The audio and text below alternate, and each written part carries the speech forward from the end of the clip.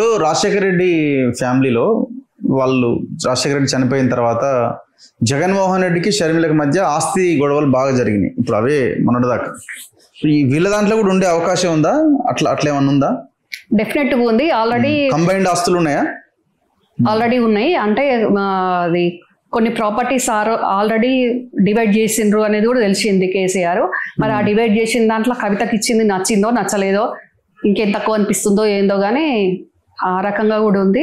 ఎందుకంటే 10 ఏళ్ల ప్రభుత్వంలో సంపాదించుకున్న దాంట్లో నాకు కూడా ఖచ్చితంగా, నేను పార్టీ కోసం పనిచేసిన కదా, నాకు కూడా 50% వాటా రావాలి అన్న దాంట్లో కూడా అట్లా కూడా కొట్లాడుతున్నారు. జనరల్ మీ ఫ్యామిలీ ఫంక్షన్స్ ఆర్ ఎక్కడైనా కలిసినప్పుడు వీళ్ళు ఒక దగ్గర కనిపిస్తున్నారా మీకు? లేదు, ఎవరిది వాళ్ళదేనా? లేదండి, అంటే అందరం పోతాము, మంచికైనా చెడ్డకైనా. కానీ ఇట్లా మంచిగా ఇట్లా కుటుంబ సభ్యులము అన్నట్టు హ్యాపీగా ఒక దగ్గర కూర్చొని మంచిగా చిన్నప్పటిలాగా పాలిటిక్స్ రాకముందు లాగా ఎవరం ఉంటలేము. ఎవరికి వాళ్ళమే, ఎవరి గ్రూప్ వాళ్ళే, ఎవరిది వాళ్ళమే. ఎప్పుడన్నా అన్ఎక్స్పెక్టెడ్ గా పక్కపక్క కూర్చోవాల్సి వస్తే కూడా నటించుకోవడం అంతే. ఎందుకంటే రీసెంట్ గానే మా మీనత చనిపోయింది కదా.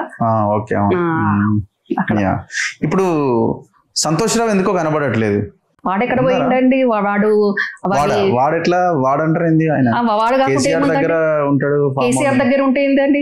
కేసీఆర్ దగ్గర ఉంటే కేసీఆర్ ను పెద్ద మనిషి కాబట్టి, బాబాయ్ కాబట్టి నేను గౌరవిస్తా అంతే. మాజీ ముఖ్యమంత్రిగా కాదు, బాబాయ్గా గౌరవిస్తా. కేసీఆర్ సడ్డకుని కొడుకే కదా ఆయన.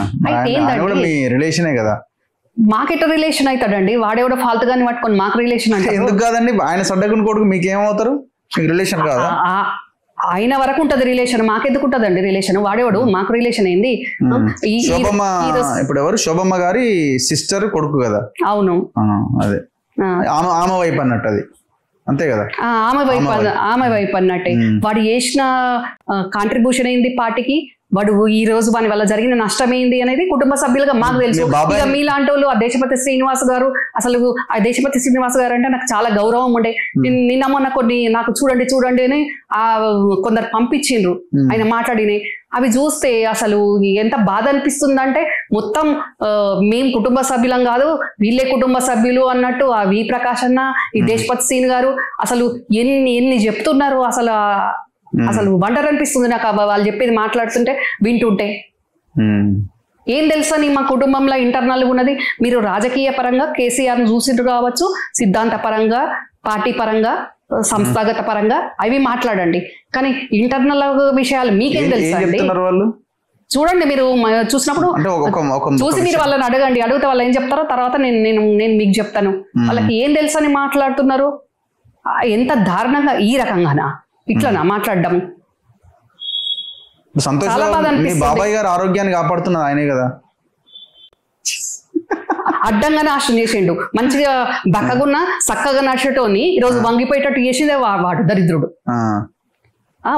ఒక్కొక్క కవిత పెట్టుకున్న వాచ్కు రజనీకాంత్ గారు అడిగిన క్వశ్చన్ చేసిండు.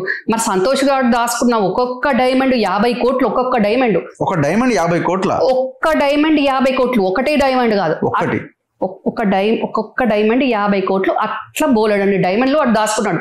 100 కోట్ల డైమండ్లు ఉన్నాయి వాడి దగ్గర. అవన్నీ ఎక్కడ పెట్టుకున్నాడు? ఎక్కడి నుంచి తెచ్చిండు ఇవన్నీ? ఇక్కడ నుంచి తెచ్చిందండి. తెలంగాణ ప్రజల రక్త మాంసాలు పిప్పి పిలిచి వేసి. ఇప్పుడు ఎన్ని ఫామ్ హౌస్లను ఉంటాయి? 100 ఫామ్ హౌస్ లా పెట్టుకోలేడు, 100 బిల్డింగ్ లా కొనుక్కోలేడు. వాని ముష్టి మొహానికి చెప్పులు లేనోనికి 3 ఫామ్ హౌజులు అయినాయి.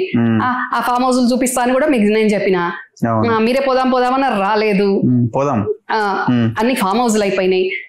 ఒకటి నాకు ఫస్ట్ ఇన్ఫర్మేషన్ వచ్చింది, ఆస్ట్రేలియాలో 1000 ఎకరాలతోటి జేఎస్ రాంచ్ అనే ఎస్టేట్ ఒకటి ఉంది అని. నేను అది దాని మీద చాలా సెర్చ్ చేస్తే అది ఆస్ట్రేలియాలో లేదు, అది అమెరికాలో ఉంది. జేఎస్ రాంచ్ అంటే జే అంటే జోగినిపల్లి, వాడి ఇంటి పేరు జోగినిపల్లి అడిచింది కదా. అంటే సంతోష్. ఆర్ అంటే రావు కదా, రాంచ్ ఎస్టేట్ ముందట అట్లా పేరు. అంటే ఏంది మన అంటే వెంచరా లేకపోతే ఏదైనా గేటెడ్ కమ్యూనిటీనా? గేటెడ్ కమ్యూనిటీ కాదు, వెంచర్ కాదండి, వాడు ల్యాండ్ బ్యాంక్. అది ల్యాండ్ బ్యాంక్. ఆ ల్యాండ్ బ్యాంక్ ముందు జేఎస్ రాంచ్ ఎస్టేట్ అని 1000 ఎకరాలు. 1000 ఎకరాలు, ఒకటి కాదు రెండు కాదు, 1000. నిజమేనా? ఫోటోలు నిజమేనా అంటే ఇప్పుడు మనం లైవ్ లో ఉండగానే మీరు గూగుల్లో సెర్చ్ చేయండి, జేఎస్ రాంచ్ అంటే అది ఎక్కడ కనిపిస్తుందో మీరే చూడండి. జేఎస్ రాంచ్ స్పెల్లింగ్ చెప్పండి madam.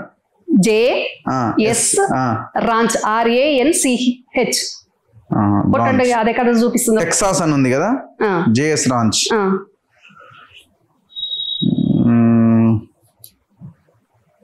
JS ranch likely refers to a ranch, most commonly a cattle ranch, and maybe a specific name for a ranch or farm at. అదేనండి. There are numerous okay. ఇది ఏ ప్రజలకు తెలుసండి? ఇది చెప్పండి. Okay, ఇది నిజమేనా madam? వేరే వాళ్ళది మళ్ళీ ఇది మరి మీరు ఇన్వెస్టిగేషన్ చేయండి దాని మీద.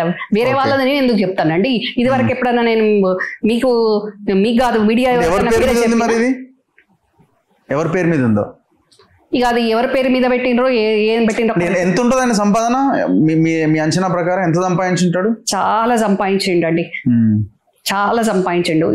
ఈ ముగ్గురి ఇది ఎంత ఉంటుందో అంత సంపాదించిండు వాడు. ఫస్ట్ ఆయన వెనక కవిత అట్లా సంపాదించుకున్నారు. ఎప్పుడు కేసీఆర్ వెనకాలనే ఉండు కదా, ఆయన ఎప్పుడు బయటికి రాలే కదా. కేసీఆర్ వెనకాలనే ఉన్నాడు అండి. కేసీఆర్ వెనకాల ఉన్నాడు కాబట్టి ఇదంతా చేయగలిగిండు కదా. ఎందుకు తెలియదండి? వాడు చేసిన దరిద్రాలు, వాడు చేసిన అన్యాయాలు, వాడు చేసిన దందా అంతా సివి ఆనంద్ గారికి తెలియదా? సివి ఆనంద్ గారినే ముక్తి చేసిండు, భూములు కొన్నాడు అంతే కదా. భూమి ఒకటి ఎందుకు కొన్నాడండి? ఎన్ని చేయాలనో అన్ని చేసిండు అండి.